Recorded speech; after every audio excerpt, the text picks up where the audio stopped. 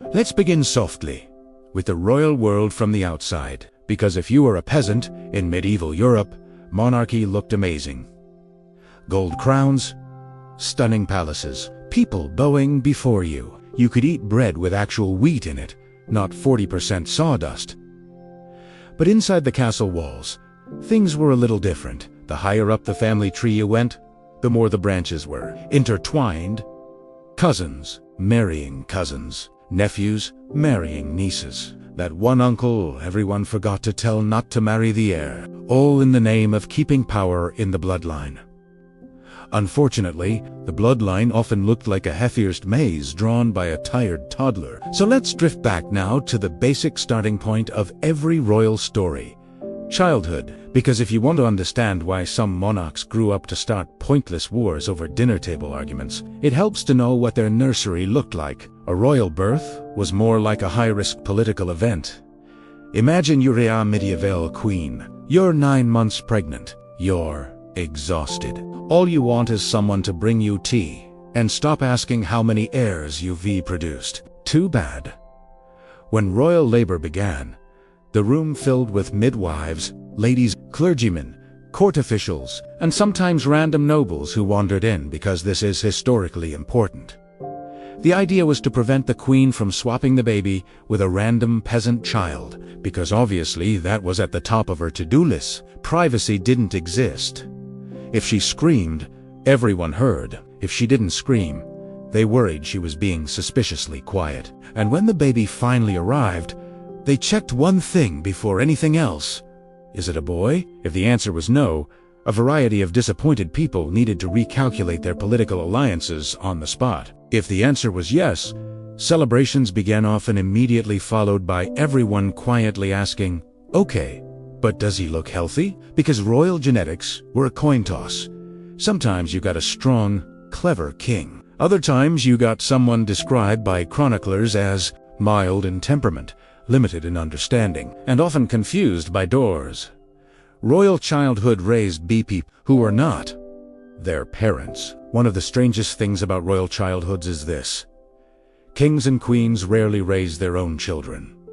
Babies were handed off to nurses and nannies. Children were assigned teams of tutors, attendants, servants, guards, and the occasional, extremely stern monk. Parents appeared occasionally, usually to either inspect progress or become disappointed in something. Cuddling, bedtime stories, emotional bonding, unlikely. This is medieval Europe. Therapy had not been invented yet, and so little princes and princesses grew up surrounded by strangers, expected to act like dignified mini-monarchs before they had even mastered basic hand-eye coordination. Some children adapted. Some grew cold and formal. Some grew up deeply anxious. And some just made increasingly alarming decisions later in life, which historians politely refer to as a notable lack of political judgment, which is academic language for "he set Europe on fire because someone criticized his hunting skills."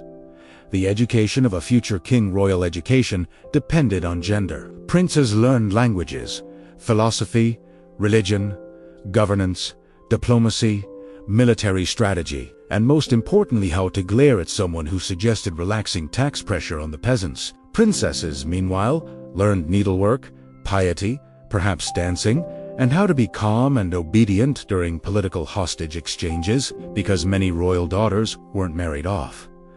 They were traded, like diplomatic currency. Their job was to go to a foreign country, look dignified, and produce heirs, preferably ones with a slightly less tangled family tree. But let's talk about genetics now.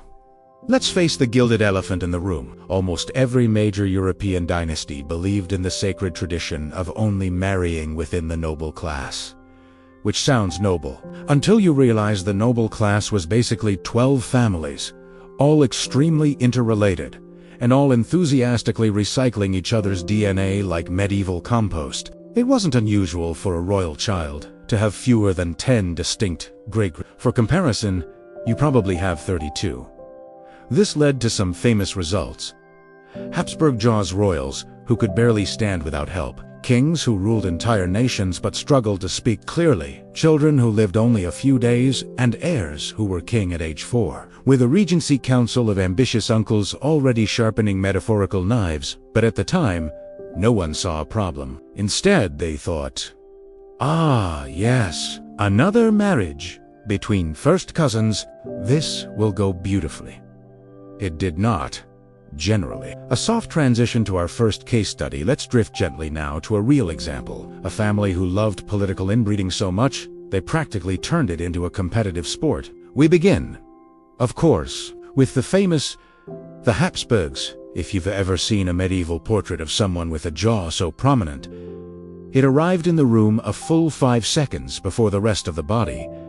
There's a good chance you were looking at a Habsburg. The Habsburgs ruled for centuries. They controlled Austria, Spain, parts of Italy, Hungary, the Holy Roman Empire, and more. Their marriage strategy was summarized at the time as, "Let others wage war. You, happy Austria. Marry," which sounds adorable until you look at the genealogical charts. Marrying for peace is great, but they forgot the genetic diversity part of the equation. Many Habsburgs married first cousins, uncles, and nieces, double cousins, and in one particularly dramatic case, their own close relatives multiple generations in a row, and the results showed. But before we drift into that, let's step softly into the childhood world of the dynasty's most infamous casualty. Charles II of Spain. Charles II is the tragic poster child of royal inbreeding. Born in 1661, he was the final Habsburg ruler of Spain, and the culmination of 2 centuries of determined genetic recycling. One historian described him as a miracle he was able to survive. Another put it less gently, but we're being soothing and polite tonight. So what was Charles II's childhood like? Well, difficult. He was sickly from birth. He barely talked until he struggled to walk. He had chewing problems because of his jaw. He relied on priests, healers, and endless medical treatments. And instead of saying, "Hey, maybe this whole cousin marriage thing isn't working," Spain's royal court concluded, "Ah, he must be cursed." Naturally, growing up surrounded by magical cures, doctors at the time were not especially helpful. Medicinal practices ranged from bleeding, purging, herbal mixtures, fasting, and one very popular method, more bleeding. If something didn't work, they simply tried it again, but harder. Priests were brought in to perform exorcisms. Charles was fed holy relics. He was given potions, prayers, and in one documented case, ground up human skull powder. This was considered medicine. Someone looked at a skull and thought, "Yes, delicious. Fixes everything." And through all this, the young king was endlessly lonely. He was raised by caretakers who feared him dying under their supervision more than they feared displeasing him, which meant everything was kept from him. Bad news. Political realities. Basic problems. It turns out that when you raise a monarch in a bubble of fear, you get a ruler who never learned how power actually worked. But we'll come back to Charles later, gently, when we examine the royal marriages that tried to fix Spain's problems by giving him wives with stronger genetics. Spoiler, the marriages did not fix anything, not even a little.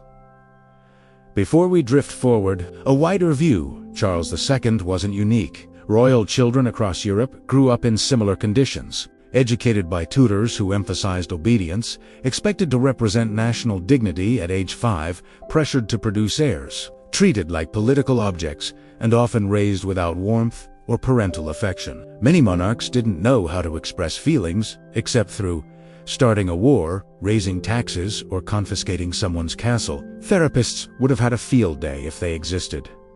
But they didn't. So instead of emotional support, people got more cousin marriages.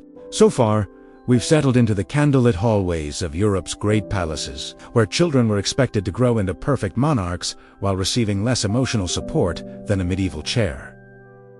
Now we'll float into a few individual stories, because some royal childhoods were not just stressful or lonely. Today we're a full-blown disaster classes in human development, and we begin with one of Europe's favorite examples of maybe don't leave a small child in charge of a massive country. King Richard II. A child king, raised in fear and court intrigue, Richard II of England became king at age 10, which is already not ideal. Most 10-year-olds are still learning how to tie shoelaces properly, not how to manage taxation and foreign policy. His father had died. His mother was emotionally distant, and Richard was immediately surrounded by regents, powerful men who looked at him and thought, "Excellent, a small, easy-to-control monarch." Naturally, they then spent the next decade fighting each other. Richard's childhood was one long lesson in don't trust your advisors or your uncles or your cousins or your nobles, and especially not your nobles with armies. One of the more formative events was the Peasants' Revolt in 1381, when angry commoners stormed London demanding tax relief. Richard, aged 14, had to ride out and negotiate with them directly.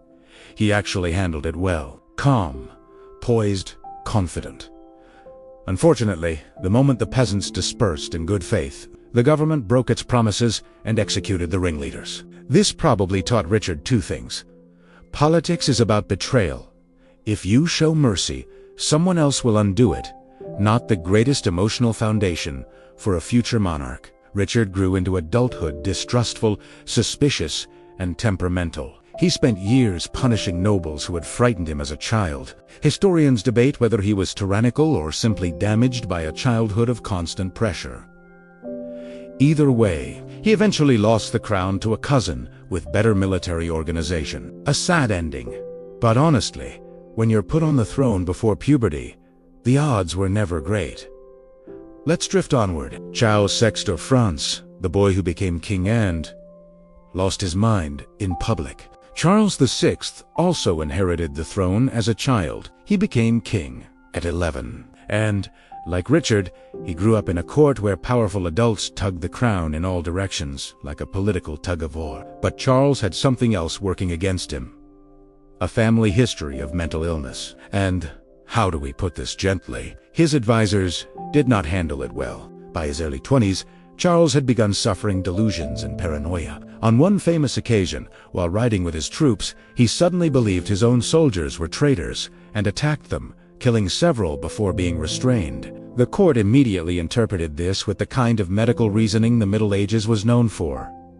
Try prayers, maybe leeches. Charles slipped in and out of clarity for decades, sometimes lucid, sometimes unable to recognize his own wife or children, sometimes believing he was made of glass.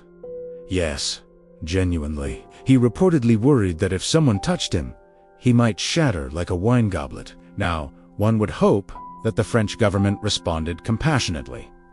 But this was medieval Europe. Instead, rival factions fought for control, his relatives used his illness as a power grab, France slid into political chaos, and the English used the opportunity to launch more invasions.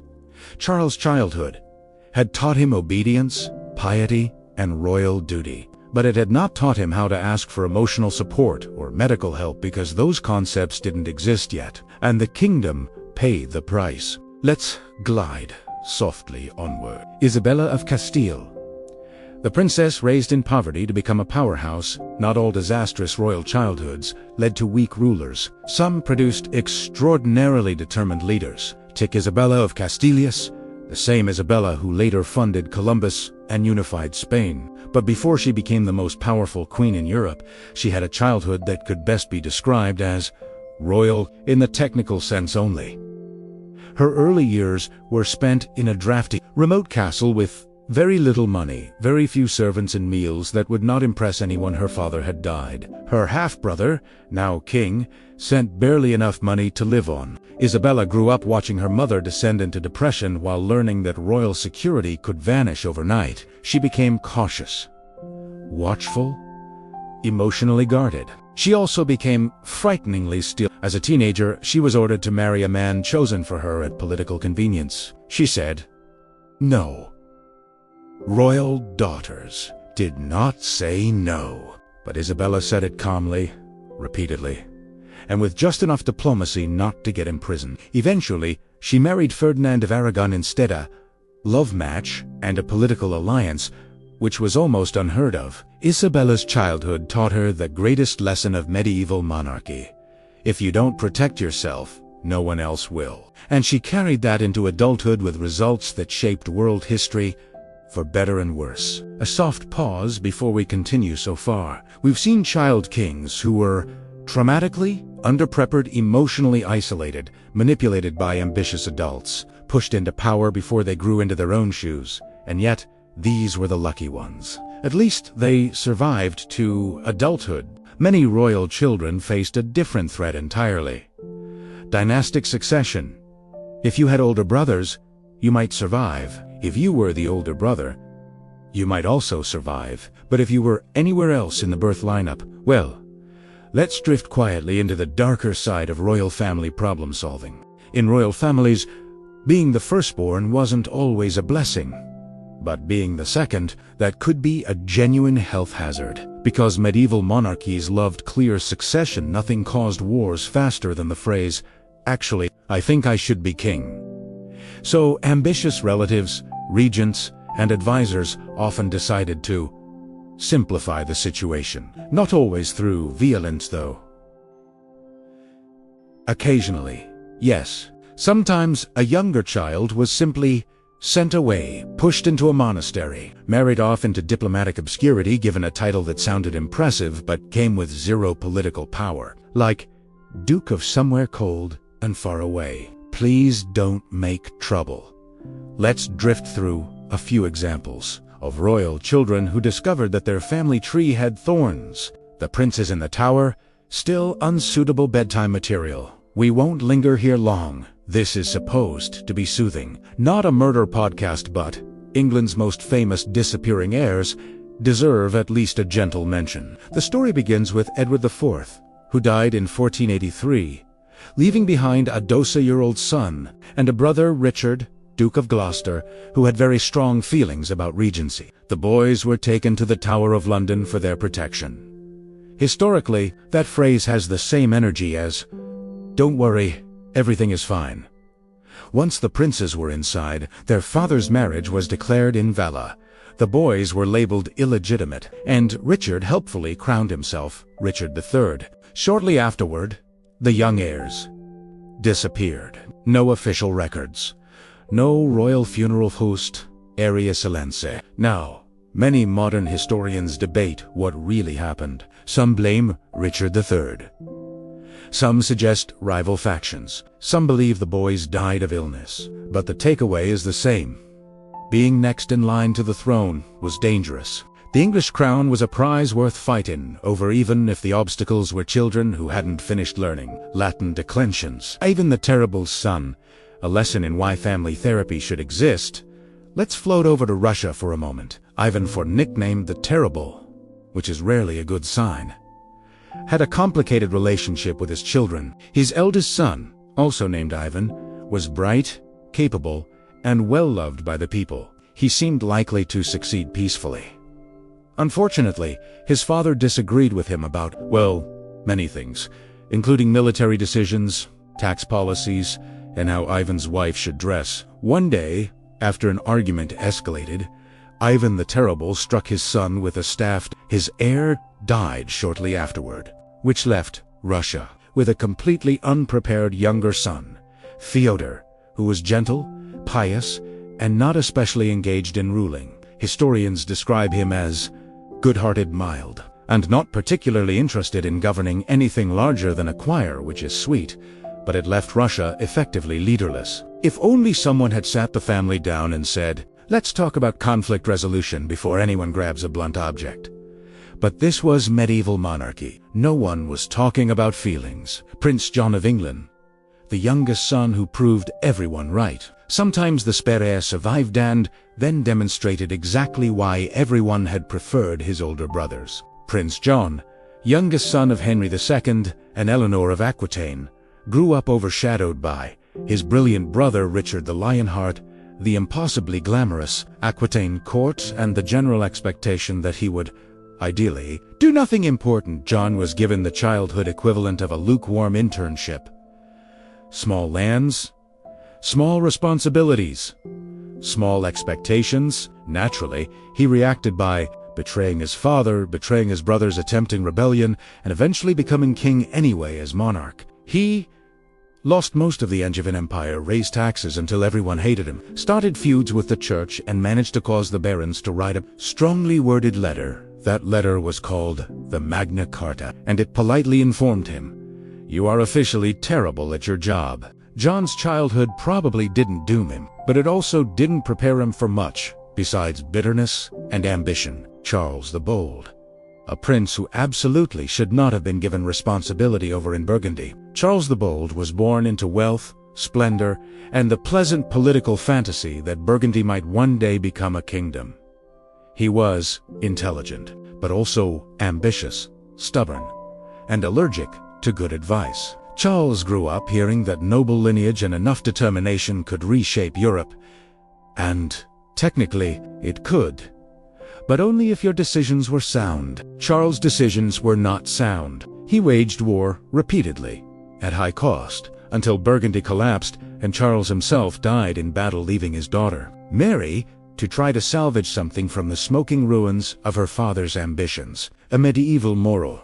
Maybe don't raise children to believe they are unstoppable destiny incarnate. But that was a standard royal parenting strategy at the time. A gentle transition toward the children who never expected to rule now. Not every royal disaster case involved spares pushed aside. Sometimes the unexpected happened. Older heirs died, kings fell in war, plague swept through courts, or someone made deeply questionable life decisions. And suddenly, the child who was never trained for responsibility was crowned monarch anyway. Let's drift into a few of those stories next, beginning with a queen who was never supposed to rule, but ended up reshaping an empire while barely old enough to drink. We'll explore that in the next segment, whenever you're ready to continue. Sometimes, the greatest chaos came not from the spares who didn't make it, but from those who did, completely by accident. Because in medieval Europe, succession was a fragile thing. One Welim arrow, one lung infection, one winter fever, and the entire political structure shifted like a badly balanced chessboard. And when the heir died unexpectedly, the crown often fell onto the head of a younger sibling, a distant cousin, the nearest aristocrat, who wasn't currently in prison, or a child so unprepared they were still mastering their handwriting. Let's drift quietly into the stories of monarchs who woke up one morning as ordinary royals and by afternoon were suddenly in charge of everything. Queen Elizabeth I, the child who wasn't supposed to matter, until everything changed. Elizabeth was born in 1533. Her father was Henry VIII, a man known for serial marriages, mood swings, the occasional beheading, and a general philosophy of how difficult can succession possibly be. Henry wanted a son. Elizabeth was not a son. Her mother, Anne Boleyn, was executed when Elizabeth was just 2 years old. Elizabeth was declared illegitimate. Her status changed more often than the London weather. She grew up quietly, pushed aside by her younger brother Edward, the heir. Her older sister, Mary, restored to legitimacy after political negotiations and her father's constant personal drama. No one seriously expected Elizabeth to rule. She was educated, yes, better than most royal children, actually, but she existed on the political margins. Then Edward became king. Edward died young. A brief attempt to put Lady Jane Grey on the throne failed. Mary became queen, and Mary, without heirs, died 5 years later, which left England looking around awkwardly and saying, "So, Elizabeth then?" Elizabeth was 25 when she took the throne. Against every expectation, she became one of England's most influential monarchs, ruling for 44 years and navigating religious conflict, international pressure, rebellions, and constant questions about her marital status, all from the starting position of a child who had been officially declared a nobody. A gentle reminder that medieval succession planning was optimistic at best. George VI of England, the reluctant king with a stammer and a nation in crisis. Now let's glide into the 20th century, just briefly, before floating back again. George VI wasn't meant to be king. His older brother, Edward VIII, had the job locked down. George, known as Bertie to his family, was quiet, anxious, and struggled with a severe speech impediment. He was raised to support the monarchy, not lead it. Then Edward VIII abdicated in 1936 because of a relationship with a divorced American socialite. An international scandal that had the royal family clutching pearls with both hands. Suddenly, Bertie was king. He reportedly reacted with a mixture of dread and resolute posture, best summarized as, "Oh no, all right then." As monarch, he fought his stammer with painful public effort, stood as a symbol of national endurance during World War II, and unexpectedly won the respect of his people, a king who grew into the role because he had no choice. Sometimes unprepared monarchs rise to the moment. Other times, well, let's drift softly into a less successful case. Prince Louis II of Hungary, a teenager with a kingdom and no sense of reality, Louis II became king at the tender age of 10. Again, not ideal. He grew up surrounded by regents who were more focused on competing for influence than actually educating their monarch. Louis' upbringing taught him many things. Mostly, he was destined for greatness. Everything would work out, and if he ignored problems long enough, they would probably fix themselves. Surprisingly, this philosophy did not produce stability. By the time Louis reached his early 20s, the Ottoman Empire was expanding westward, and Hungary needed strategic planning. Louis instead ignored warnings, neglected military preparation spent lavishly, and treated diplomacy like optional homework. At the Battle of Mohacs in 1526, the Hungarian army was crushed. Louis died when his horse stumbled during the retreat, and he drowned in a swamp pond, ending symbolic of his reign, overwhelmed, unprepared, and swallowed by circumstances he never learned to manage. Again, a situation that might have gone differently if someone had said, perhaps we teach him statecraft before we give him the throne. But medieval governance manuals were rare. Pedro II of Brazil. The surprising case of a well-adjusted child monarch. Not every unexpected monarch became a cautionary tale. Pedro II of Brazil became emperor at age 5, a 5-year-old emperor. Most children that age are still working out which animals are scary and how doors work. But Brazil made an unusual decision. They took his education seriously. Pedro was taught by respected scholars, diplomats, scientists, and philosophers. He received a structured education, emotional support, and even remarkably people who listened to him. And it worked. He ruled for 58 years, encouraging industrial development, education, constitutional reforms, and the eventual abolition of slavery in Brazil. A rare example of a child monarch becoming an impressively effective adult ruler because someone actually invested in raising him as a person, not just a crown holder. A miracle, really. Soft transition. Toward the next royal problem area so far, we've explored children who weren't ready for the throne, children who weren't supposed to get the throne, and the various catastrophe categories that followed. But childhood was only the beginning, because once royal children grew up, they had another life milestone to dread: marriage.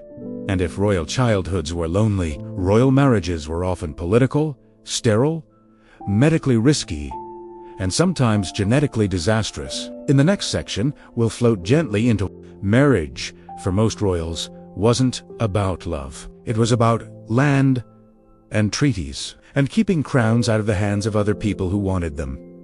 Romance was optional. Biology, however, was unavoidable, because when your marriage pool is limited to other nobles who won't object to your title, and those nobles are almost all related, the results could get medically interesting. So tonight, we drift into the most famous, tragic case study of all: the Habsburgs.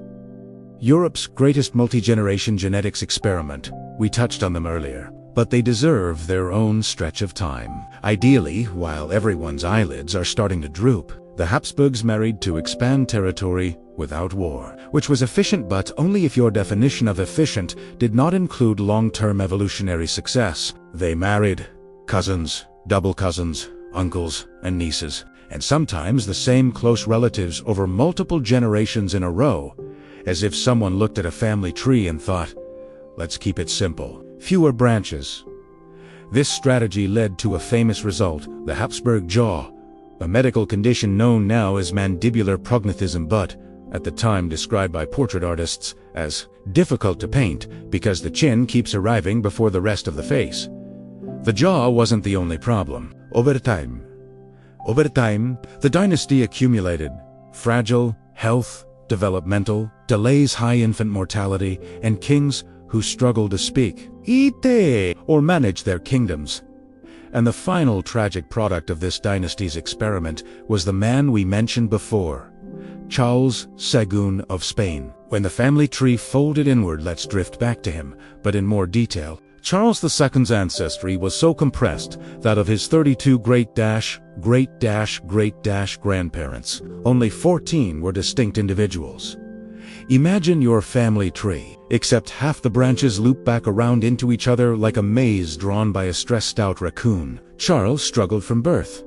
He didn't talk until around age 4, didn't walk until 8, had chewing and digestive problems, and suffered seizures and severe developmental challenges. Counselors whispered that he was bewitched because, naturally, witches are always the first suspect in hereditary neurological conditions. His education was minimal, his mind and body were frail, and the nation realized too late there might not be an heir.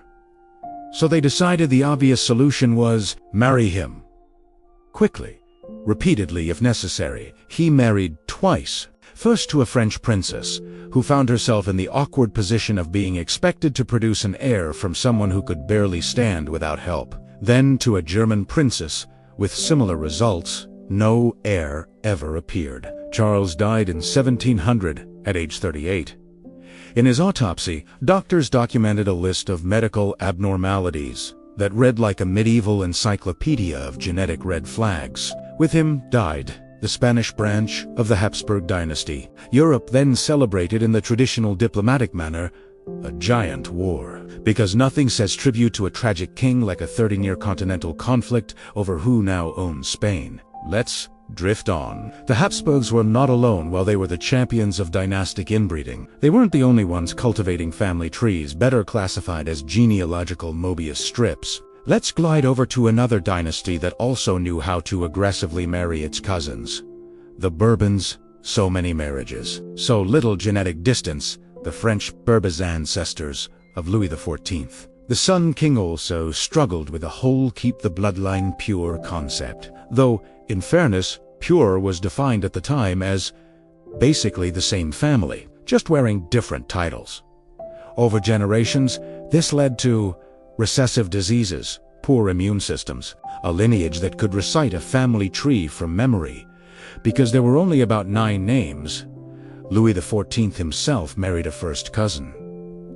His brother married a first cousin. 3 of his children married first cousins. Their descendants developed short lifespans, weak physiology, and an unfortunate tendency to die young, leaving Europe asking, so, who's king now? A question France got very used to. The Ptolemies. When sibling marriage became standard operating procedure, let's drift back much earlier to ancient Egypt. The Ptolemaic dynasty, descendants of one of Alexander the Great's generals, stuck inbreeding to a level that made even the Habsburgs look restrained. They believed royal divinity needed to stay in the family. So siblings married siblings regularly. For generations, Cleopatra, Savon the famous one, was the offspring of several rounds of sibling union. Her family had been looping biologically for centuries, and Cleopatra herself married her own brother. Twice. Royal family dinners must have been complicated. This tradition resulted in physical deformities, health problems, and political instability whenever someone thought, maybe this one shouldn't rule. But by then, the only eligible replacements were also the same relatives. The Ptolemies eventually fell not because of genetics alone, but because when your family tree resembles a tangled headphone cable, decision-making can suffer. The Medici of Italy, wealthy, cultured, and surprisingly inbred, the Medici family, especially in their later generations, ran into the same issue. too few descendants marrying too many close relatives. The consequences included hereditary illnesses, bone deformities, several children who died in infancy, and a general trend toward physical decline when Medici Grand Duke Cosimo II was described as kind, intelligent, but limited by chronic illness, which, translated from historian speak, means great mind, weak immune system. Probably shouldn't have run a Renaissance state. Why didn't they just marry outsiders? A reasonable, modern question. At the time, the royal logic was, marrying within the dynasty equals loyalty, stability, no new threats. Marrying outside equals military alliances that might go bad, relatives who might take your lands, foreign influence, and possible coups. And if there's one thing medieval monarchs hated more than plagues, famine, or being excommunicated, it was sharing power, so they kept the spouses in the family. Literally, and as the generations rolled on, chroniclers politely pretended not to see the medical fallout, while modern historians sit with genealogical charts whispering, "Oh no, soft transition." When marriage wasn't just genetic but emotional chaos too so far, we've drifted into the biological consequences. But royal marriage wasn't just a medical adventure. It was also socially complicated. Arranged young, loveless, politically tense, involving spouses who often never met until the wedding day, sometimes unable to speak one another's language, frequently pressured to produce an heir immediately, and surrounded by court drama, mistresses, rumors, and pressure. Royal marriage in medieval and early modern Europe wasn't meant to make anyone happy. It was meant to unite kingdoms, stop wars, secure alliances, produce heirs, and ideally avoid scandal it usually accomplished. None of these things, and emotionally traumatized everyone involved, so let's glide into a few of history's most profoundly uncomfortable marital arrangements. Gently, quietly, and with the soothing understanding that at least you don't have to live with a politically aggressive Habsburg uncle. Louis XVI and Marie Antoinette. The infamously awkward honeymoon, lasting 7 years. Let's begin in glittering 18th century France. Louis XVI and Marie Antoinette, married as teenagers she fought in because Austria and France finally realized they hated fighting more than they hated each other. Their wedding night was celebrated by nobles, diplomats, ministers, royal observers, and the entire court waiting outside the bedroom door with the world's most uncomfortable levels of curiosity. The couple then did not consummate the marriage. Not that night, not that year. Not for about 7 years, which is an awkward situation. Even without Europe gossiping court doctors and Marie Antoinette being blamed for everything from political instability to low grain harvests, historians now suggest Louis may have suffered from extreme shyness, anxiety, lack of understanding, and possibly some mild medical issues, but the court whispered. The young king is defective. Marie, meanwhile, was shamed for not producing heirs, though she physically couldn't have when her husband was still avoiding eye contact half the time. Eventually, Louis underwent a minor corrective surgical procedure unnecessary by modern standards, and suddenly, voila. There's a reminder that royal marriage often boiled down to high politics, zero communication skills. Let's drift on. Henry VIII and Anne of Cleves. The blind date that went horribly wrong. Henry VIII married 6 times. 5 of those marriages ended with divorce, with annulment, or with someone losing a head. So standards for bad marriage in Tudor England were already high. But Anne of Cleves stands out because nothing scandalous happened, just catastrophic disappointment. Henry agreed to this marriage sight unseen, relying on a flattering portrait. When Anne arrived in England, Henry expected beauty, elegance, and radiance. Instead, he saw a perfectly normal human woman. Unfortunately, Henry had the romantic subtlety of a thrown cabbage. He pushed forward with the wedding but later declared, "I like her not," which is 16th century code for, "My ego is bruised and I need everyone to know this is not my fault." The couple never consummated the marriage. Henry had the union annulled, claiming incompatibility. Anne to her absolute credit, handled this situation like a champion. She accepted the annulment, took a massive settlement, received estates, income, and the honorary title, the King's Sister, and lived comfortably in England. Of all Henry's brides, she arguably got the best outcome.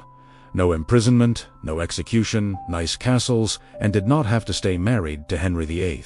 A victory for dignified exit strategies. Let's drift further. Ferdinand and Isabella, the power couple who slept in separate worlds on paper. Ferdinand of Aragon and Isabella of Castile were a love story, two young monarchs married for both strategic and romantic reasons. They respected one another. They ruled jointly.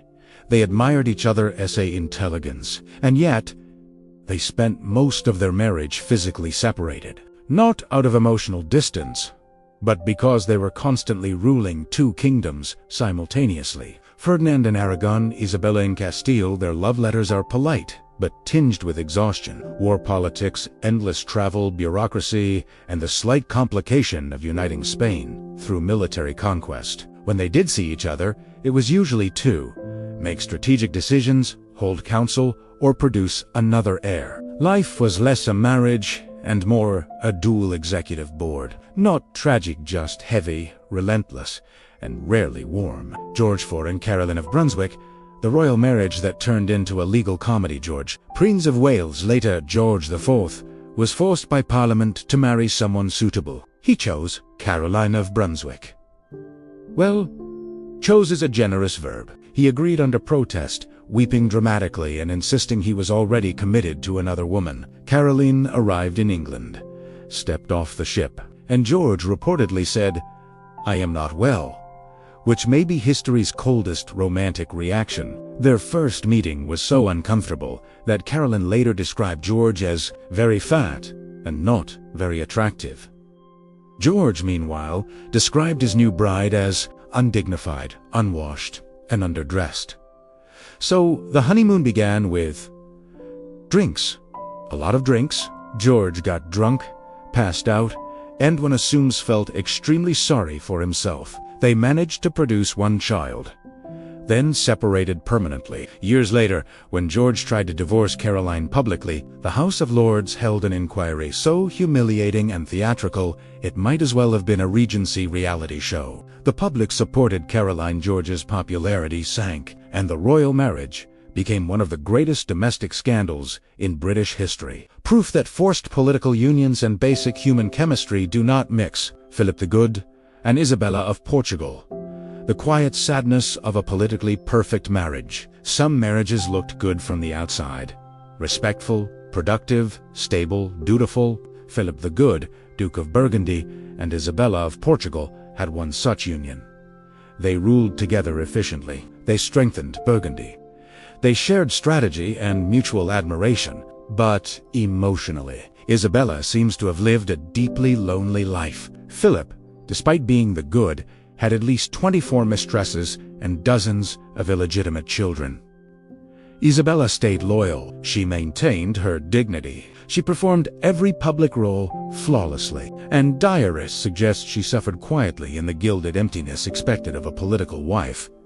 Not dramatic, not scandalous, just sad in the soft, heavy way that comes from duty without love.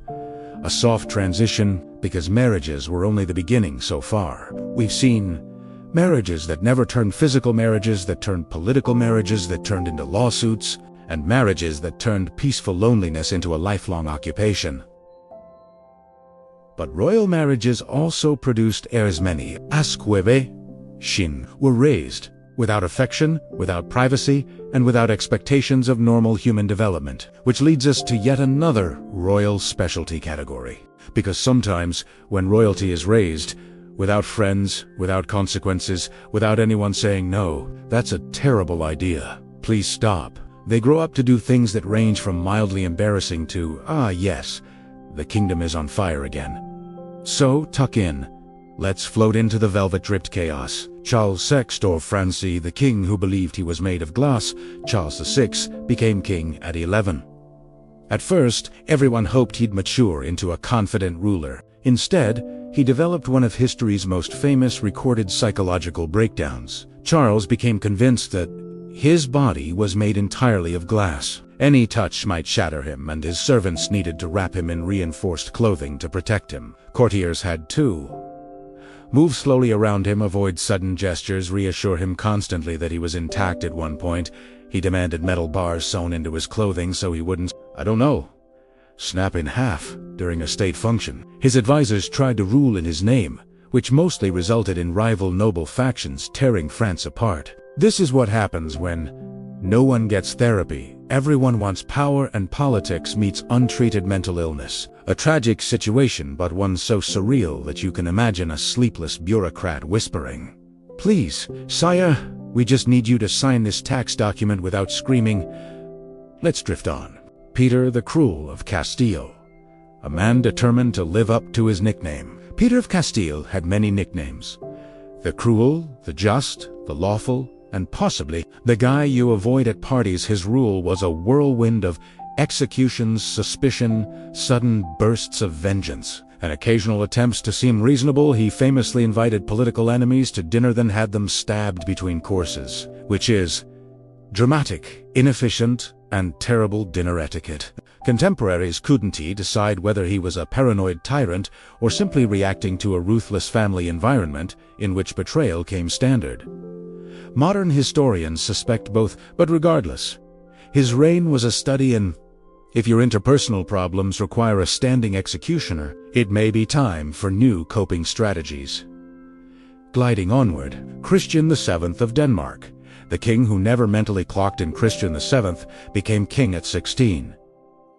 Unfortunately, he never wanted the job. He was not mentally well, and he spent most of his time avoiding royal duties. His hobbies included running around the palace at night, beating servants for entertainment, making animal noises in council meetings, and hiring a prostitute to teach him how to behave like a normal adult. At one point, he was so absent from reality that the government effectively ran without him. Historians now suggest schizophrenia or severe developmental trauma, but in the 18th century they mostly just sighed, poured more brandy, and pretended things were fine. Christian did rally briefly when he fell in love with his physician's progressive political reforms.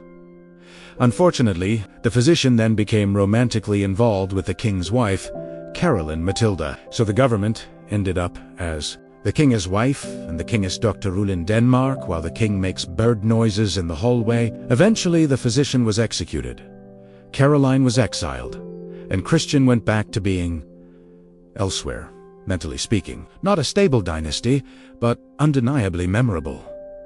We drift forward. Queen Isabella II of Spain, the monarchy powered by romantic entanglements. Isabella II inherited Spain as a child. She grew up surrounded by factions, used as a political football, and pressured non-stop to produce a male heir. Her arranged marriage was non-existent in chemistry.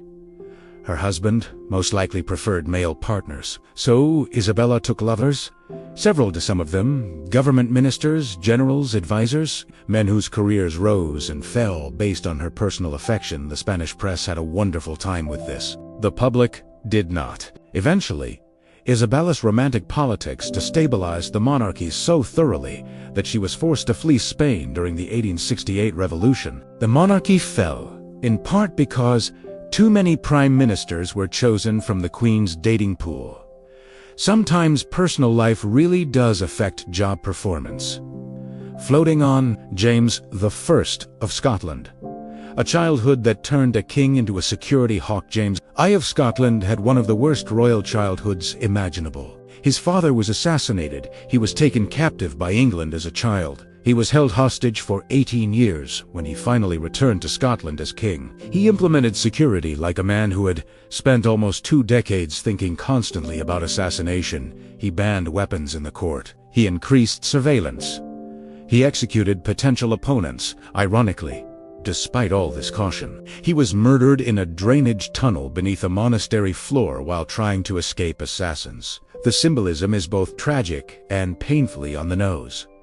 Sometimes trauma wins. Let's exhale and move forward. George III, the king who lost himself, slowly and publicly.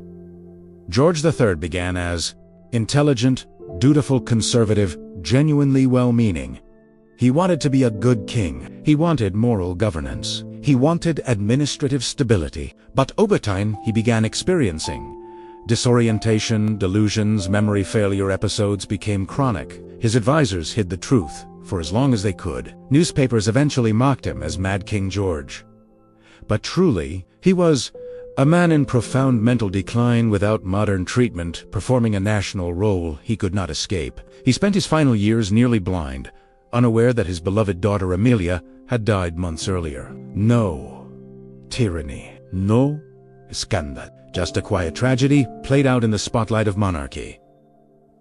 Let's drift forward again. Louis II of Bavaria.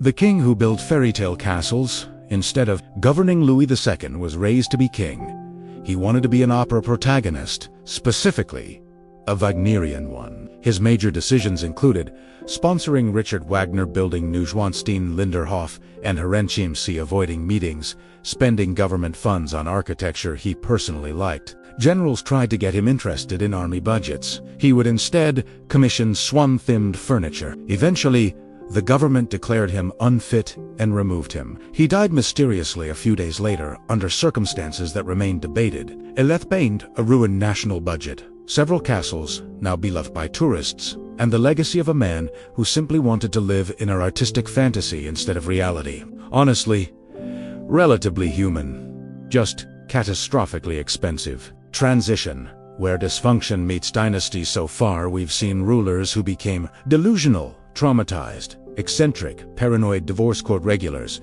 or basically houseplants with crowns.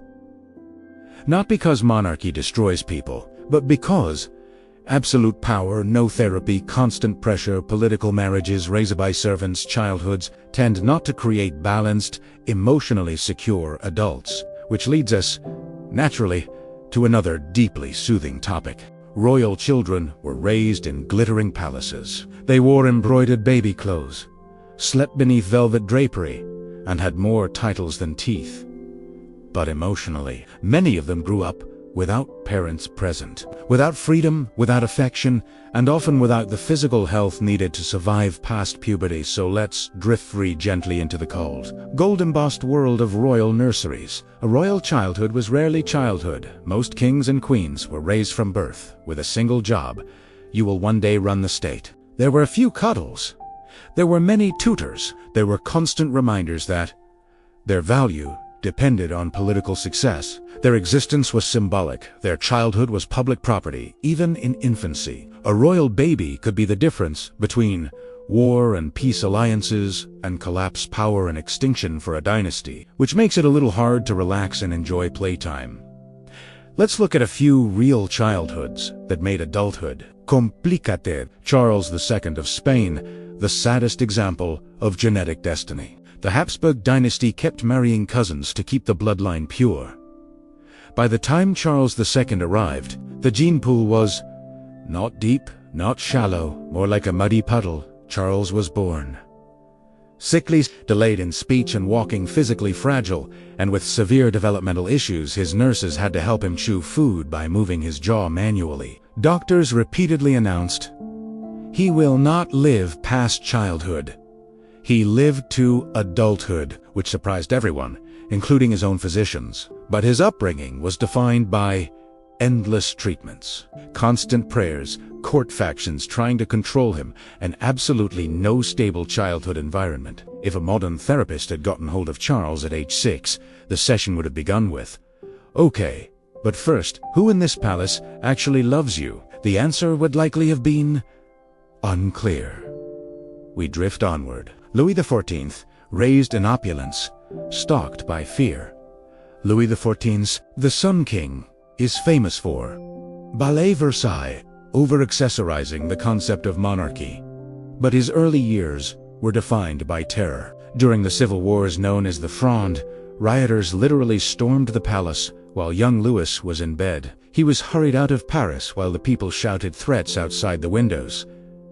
For a small child, that leaves a mark. Many historians believe that the trauma of a hostile population, a fragile monarchy, the fear of displacement, directly shaped his lifelong obsession with absolutism, control, ritual, and never allowing nobles to gather enough power again. So yes, Versailles was not just a palace, it was the architectural equivalent of, if I can't control the people, I can at least control the seating arrangements. Smoothly onward, Mary, Queen of Scots.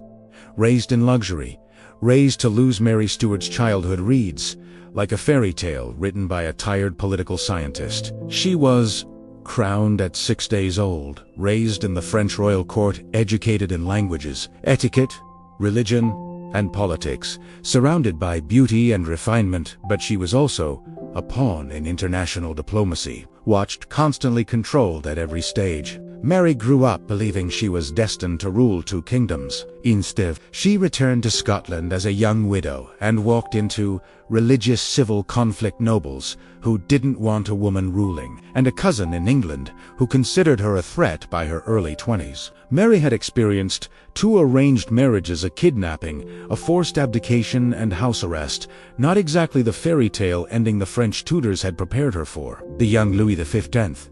A child, alone in a palace full of adults, Louis XV lost his parents, his older brother, and his grandfather, Louis XIV. All before he was 5, he became a tiny king surrounded governors, tutors, ministers, and courtiers who used him as a political chess piece. He grew up shy, anxious, and perpetually uncertain. When he finally became king, he was intelligent, sensitive, and emotionally unequipped to deal with the demands of the crown. He even said later, "If I had known, I would not have wanted to be king," which is the royal equivalent of a child saying, "I'd rather have been a librarian." Unfortunately, history did not give him that career option. Let's float on. Frederick the Great, the childhood that tried to beat the art out of him. Frederick of Prussia's father, King Frederick William I, believed in military strength, discipline, and absolutely no-nonsense. Frederick, meanwhile, loved music, philosophy, poetry, and playing the flute. His father reacted by beating him, humiliating him in court, monitoring him constantly. When Frederick tried to escape to England at 18, his father had his closest friend executed in front of him. The trauma shaped Frederick into a military genius, a brilliant strategist, and someone who processed emotion by burying it under granite and marching formations. He became Frederick the Great, but at a cost that modern psychologists would describe as deeply concerning and possibly treatable in 8 to 10 years. With regular appointments, Princess Victoria, groomed for the crown before she could spell it, before Victoria became queen. Her mother and her mother's advisor designed a system called the Kensington system. This included no playing with other children, constant supervision, no sleeping alone, limited free movement, and endless behavioral control. The idea was to keep Victoria dependent and malleable. Instead, it produced a lonely girl with enormous internal pressure and a burning desire to escape. When she finally became queen at 18, her first order of business was move into Buckingham Palace, sleep alone, and stop being monitored like she was a toddler with access to scissors. Honestly understandable. Tsarevich Alexei, the last imperial childhood. Alexei Nikolaevich, son of the last Tsar of Russia, had a life that looked regal from a distance. Palaces, tutors, summer estates, imperial ceremony, but he had hemophilia, inherited from Queen Victoria's bloodline. A scraped knee could be fatal. A bruise could end in agony. He spent much of his childhood in bed in pain, unable to play normally. Knowing he was the heir to an empire he might never live to rule, it also meant the royal family hid his illness, court politics revolved around it, and Rasputin gained power because he could calm Alexei's attacks. A royal child's suffering helped destabilize an entire empire. No wonder so many monarchs grew up emotionally twisted. Their childhoods were political minefields. Royal love. From a distance, many royal parents did not raise their own children, saw them rarely, and treated them as national assets. Nurses, tutors, and governors did the real parenting, enforced discipline, and produced proper royal behavior. Parents tended to visit occasionally, pat heads, say something formal like, "Ah yes, the young duke looks well," and return to diplomacy. It wasn't coldness, just the accepted system, one that produced young adults who confused formality with affection, lacked emotional coping skills, and often had never been told it's okay to fail. Let's drift further. But spoiling happened. Often spectacularly royal children could also be showered with gifts, given servants who did everything, fed the best food, protected from consequences. A prince could break a servant's nose and be scolded with, "Your Highness, try not to do that in front of visiting ambassadors." This produced the other common royal outcome, the wildly entitled ruler who thought the universe worked on command. Some kings, upon reaching the throne, looked around and essentially said, "Bring me everything, now," and then spent national budgets accordingly. Which leads us to a gentle shift, a quiet transition into what all this created now. After examining royal childhoods marked by loss, overpolishing, overpressure, underparenting, extreme illness, zero privacy, it makes sense that many rulers turned into paranoid kings, melancholy queens, petty tyrants, fantasy escape builders, or tragically overwhelmed figureheads, because behind every famous royal portrait was usually a lonely child raised in the wrong century, with the wrong expectations, and no one to simply say, "You're just a kid, it's okay." And with that soft, melancholic understanding, we drift into the next chapter. In normal families, siblings argue about toys, bathroom schedules, who ate the last slice of cake. In royal families, siblings argued about crown's military command, control of entire economies, and the survival of dynasties. Because when you tell multiple children, you are all destined for greatness, but only one of them gets the throne, you have created the most competitive reality show of all time, centuries before television. So let's drift softly into a few royal sets of siblings who were loyal, treacherous, loving, homicidal, or some complicated mixture of all. For the princes in the Tower, brothers who vanished into legend in 1483, Edward V and his younger brother Richard were taken to the Tower of London by their uncle, Richard, Duke of Gloucester. They, were the heirs to the throne, were declared illegitimate by Parliament, disappeared soon afterward. No one knows exactly what happened. Possibilities include Richard III ordered their deaths, rival nobles killed them. They died naturally, and rumors did the rest. But what's striking is, two children became symbols in a political power play so ruthless that their childhood ended not just early, but permanently. They never got to be siblings arguing about who sat where at dinner, children with normal futures, or even adults with the chance to defend themselves. Their disappearance became a Tudor propaganda tool, a Shakespearean tragedy, and one of the most famous royal cold cases in history. Let's drift from the darkness to another complex pair, Henry VIII and his sisters, politics, marriage, and unwanted husbands. Henry VIII had two surviving sisters, Margaret, Mary. Both were used in foreign marriage diplomacy. Margaret was sent to Scotland to marry James IV. Henry hoped this would stop warfare. It did not. Mary was sent to France to marry King Louis XII. He was 52, she was 18.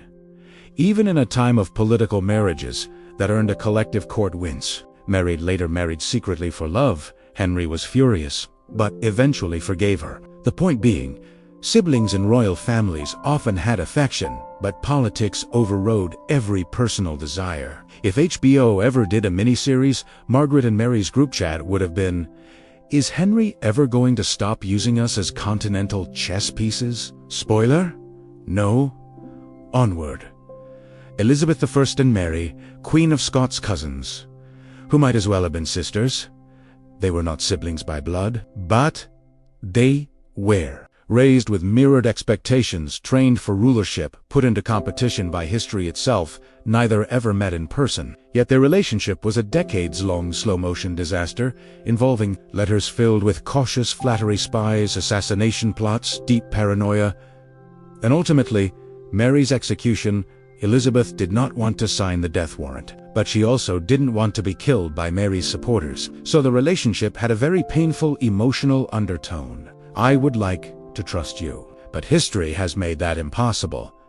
The tragedy is almost Greek in scale.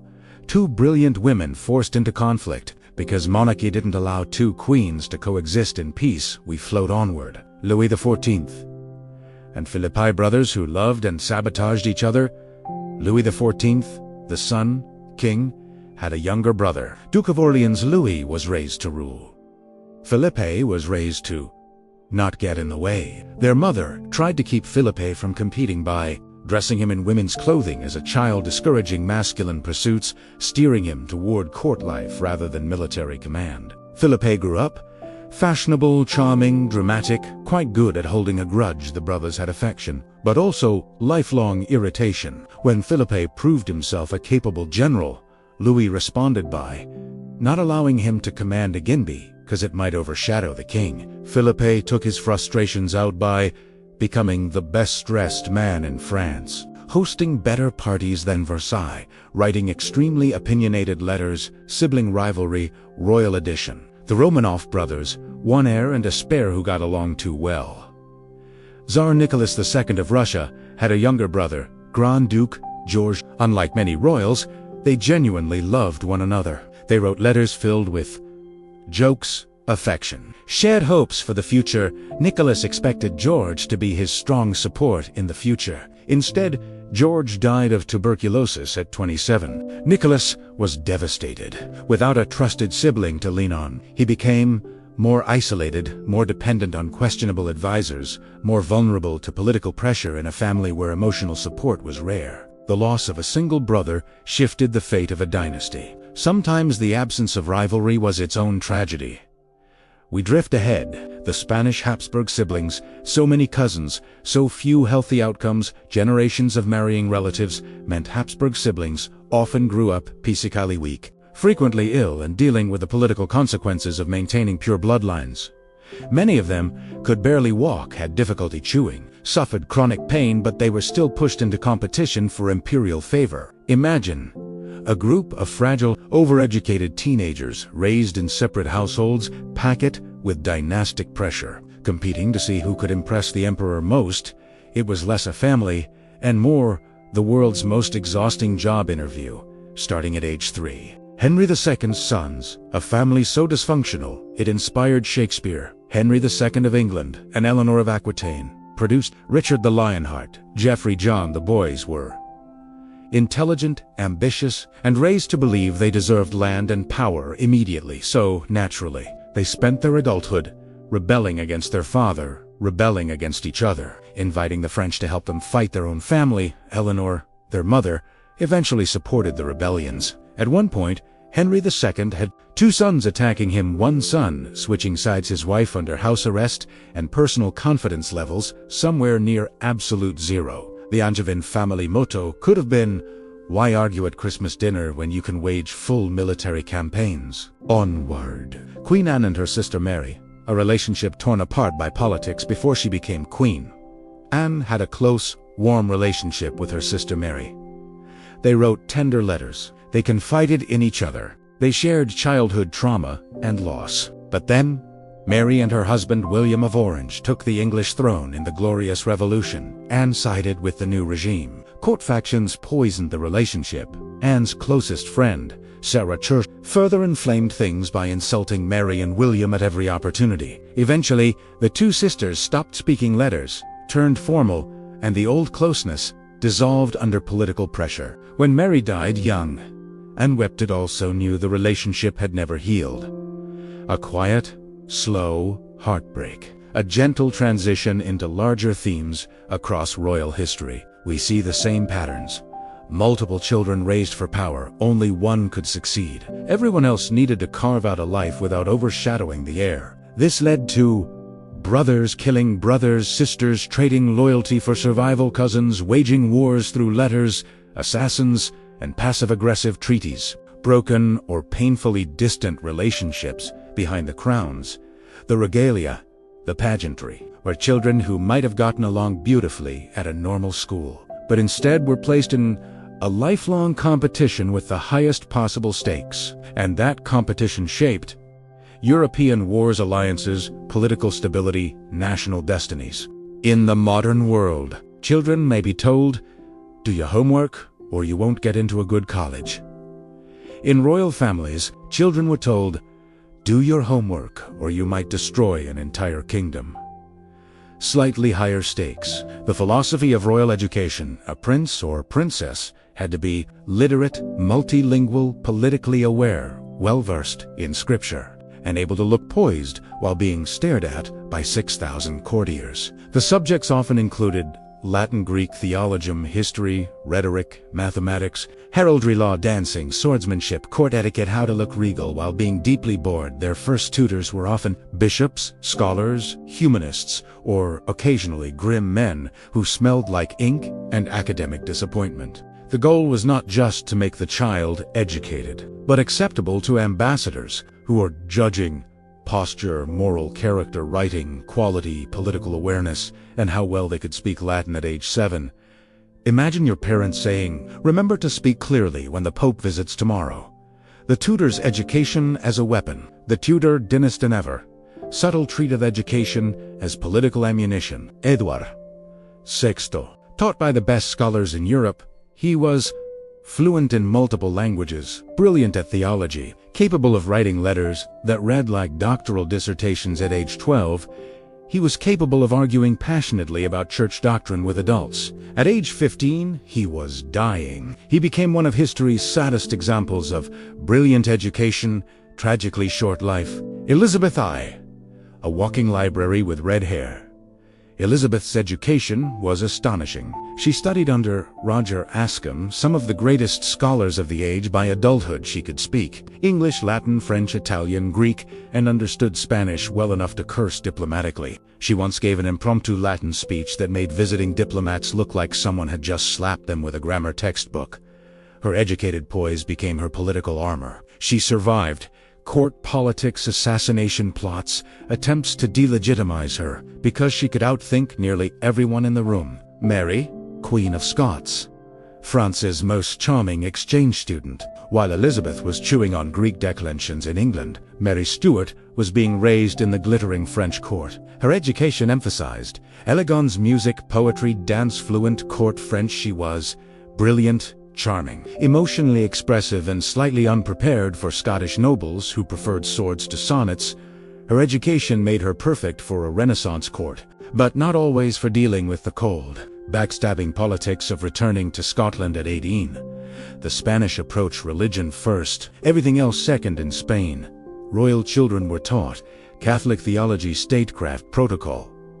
More theology, how to look stern at age 5, even more theology. Philip II, for example, grew up brilliantly educated, deeply devout, sociopolitically serious to the point of being allergic to fun. Spanish royal medicine was, if it's not about the church, why are we learning it? The French, learning to be elegant, strategic, and terrifyingly well-behaved. In France, young royals learned chess, dancing, riding, diplomacy. Drawing rooms full of courtiers who commented on their every move. Court etiquette wasn't a class, it was oxygen. A French royal could not simply walk through a room. They had to walk through a room in the correct order, with the correct posture, with the correct number of people following at the correct time, without tacitly declaring war on Austria by accident. Even sitting was political, which is why Louis XIV once nearly lost his mind over who was allowed to sit on a stool in his presence. The Habsburgs' brilliant minds and slowly declining bodies.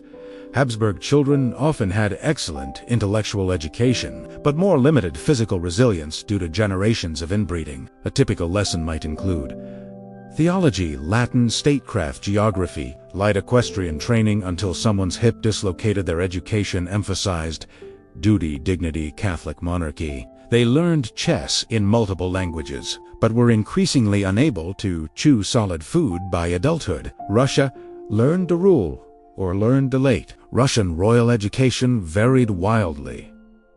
1. Some Tsars were brilliantly educated. Peter the Great became an engineer, a shipwright, a military strategist, a man who could build a ship and also conquer Sweden before breakfast too. Some Tsars were barely educated at all. Paul I was raised in political isolation, deliberately kept away from power by Catherine the Great.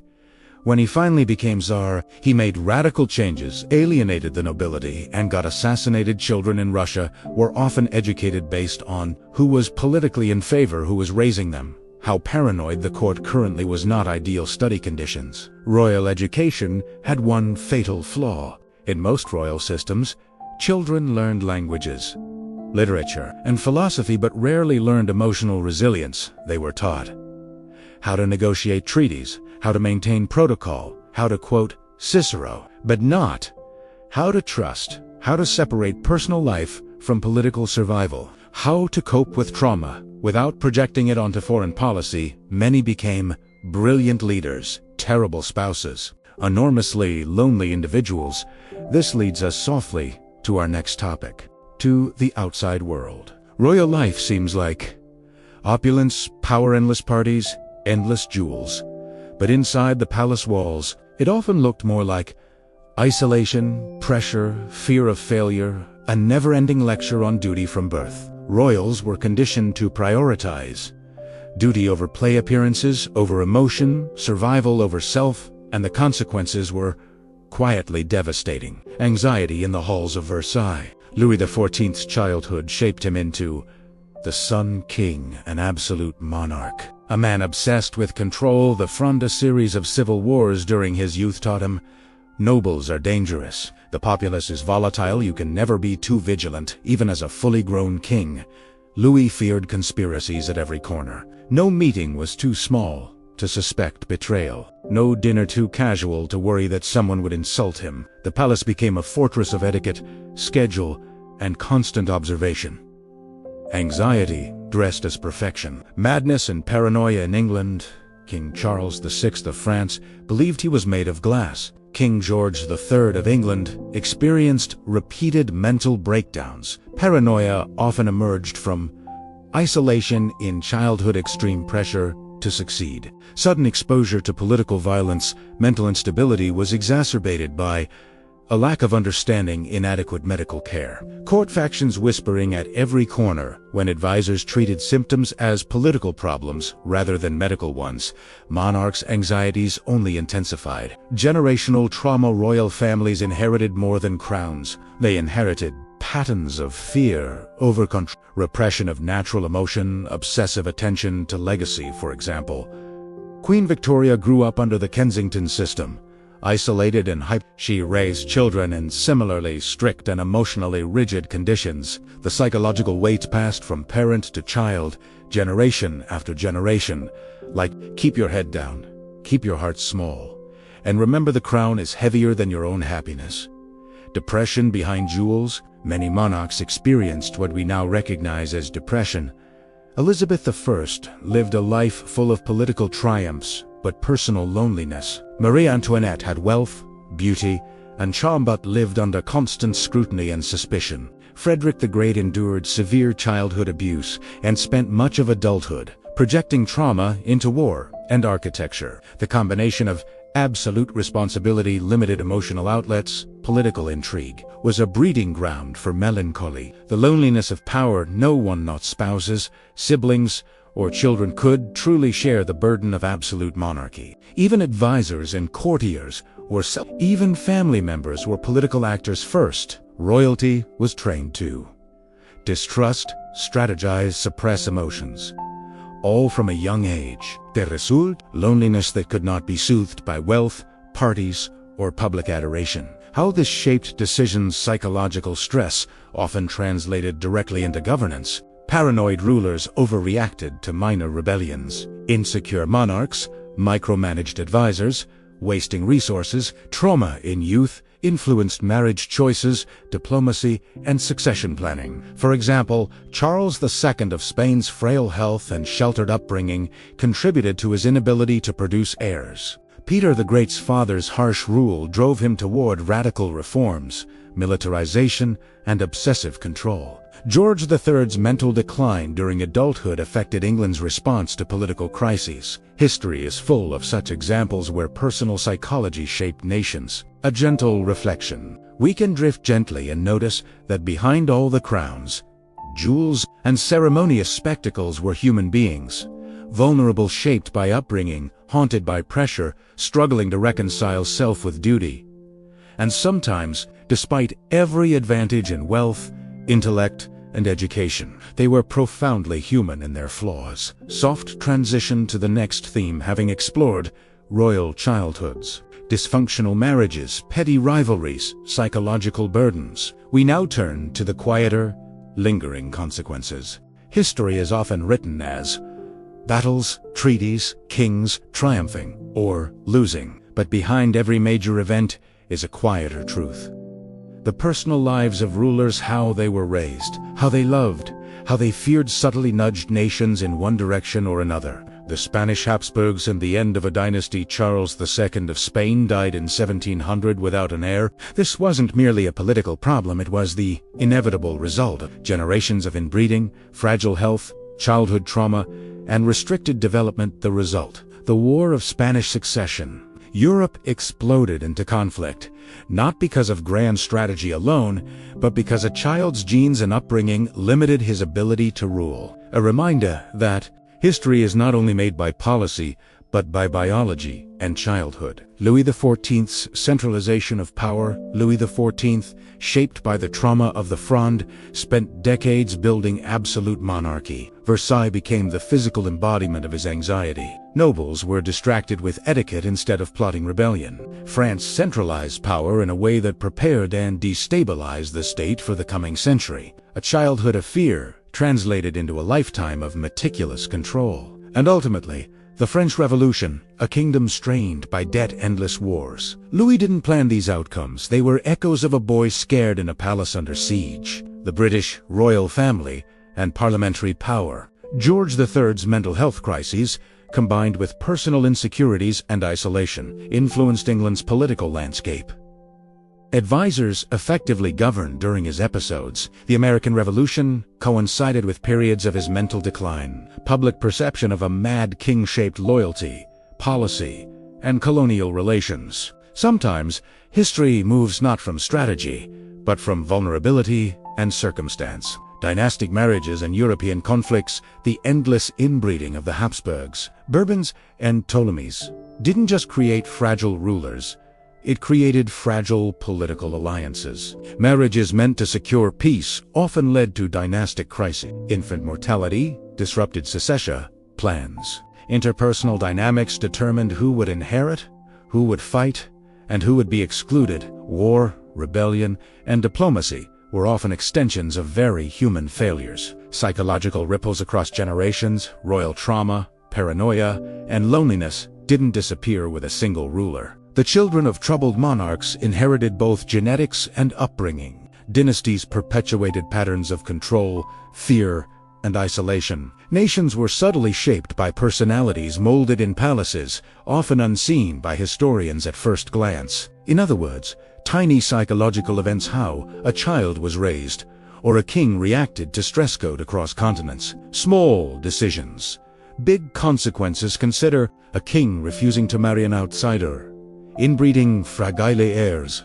Dynastic collapse. A princess educated in music instead of military strategy. Failed alliances. War. A paranoid ruler micromanaging advisors. Inefficient governance. Revolution. Each seemingly minor personal detail had the power to shift history. The quiet tragedy of human fragility. In the end, royalty reminds us, wealth and titles do not prevent human frailty. Power cannot erase loneliness or fear. The most carefully constructed dynasties are always vulnerable to small human failings. Every crown carried not just gold, but the weight of fragile minds, delicate bodies, and constrained hearts. Soft reflection.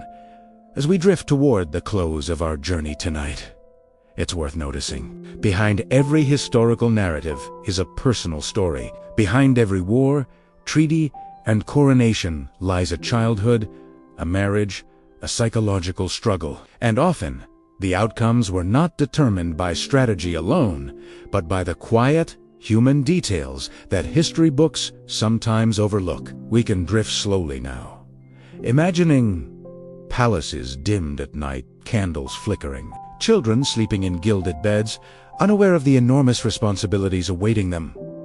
Monarchs quietly wrestling with fear, ambition, and longing. History is grand, but it is also deeply human.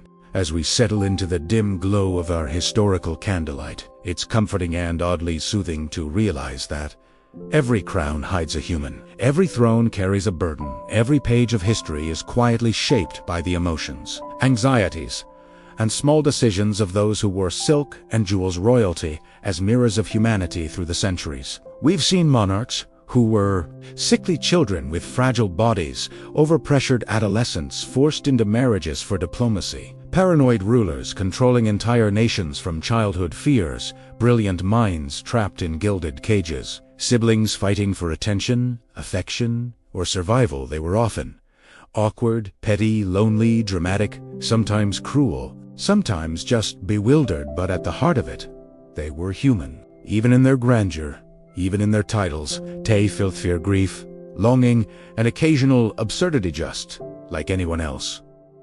There's something quietly humbling in that. The small, soft consequences of big lives history teaches us. Gently, wars, alliances, and revolutions often began with tiny human moments.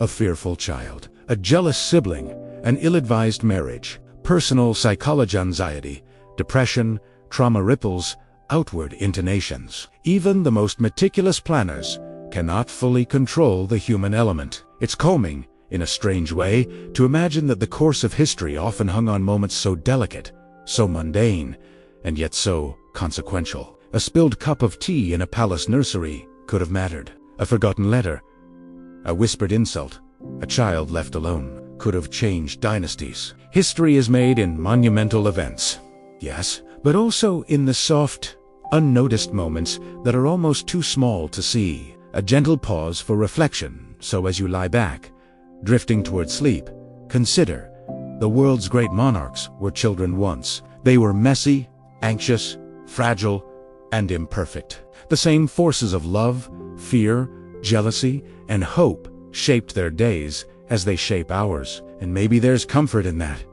Even the most exalted, even the most powerful, experienced life as a quiet, delicate, human struggle. History is full of noise, wars, politics, drama, but behind the spectacle lies a soft undercurrent of humanity, gentle and persistent, carrying us from one moment to the next.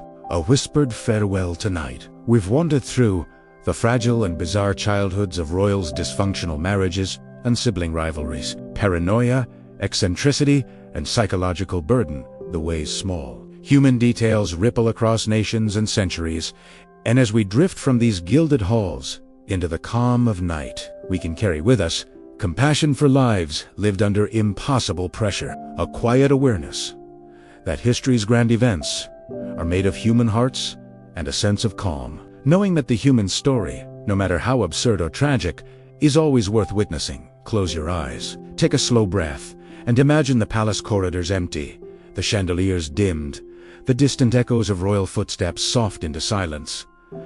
The world is still, the history is still, and for tonight, so are you. Sleep well. Sleep